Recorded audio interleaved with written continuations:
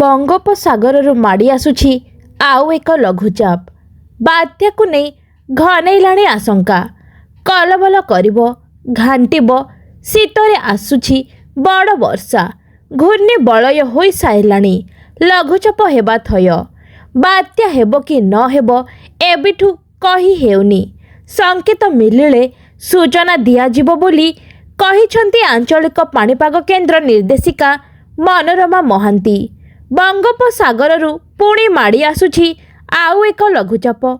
ଆସନ୍ତା ଶନିବାର ଅର୍ଥାତ୍ 22 ତାରିଖ ବେଳକୁ ଦକ୍ଷିଣ ପୂର୍ବ ବଙ୍ଗୋପସାଗରରେ ଏକ ଲଘୁଚାପ କ୍ଷେତ୍ର ସୃଷ୍ଟି ହେବାର ଯଥେଷ୍ଟ ସମ୍ଭାବନା ରହିଛି।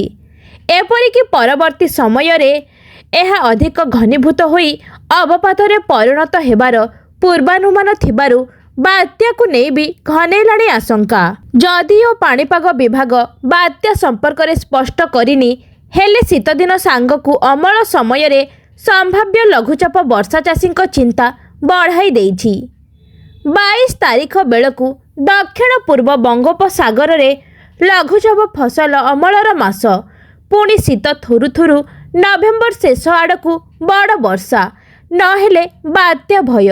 ଭୁବନେଶ୍ୱର ଆଞ୍ଚଳିକ ପାଣିପାଗ କେନ୍ଦ୍ରର ଏ ସୂଚନା ପରେ ବଢ଼ିଲା ଛନକା।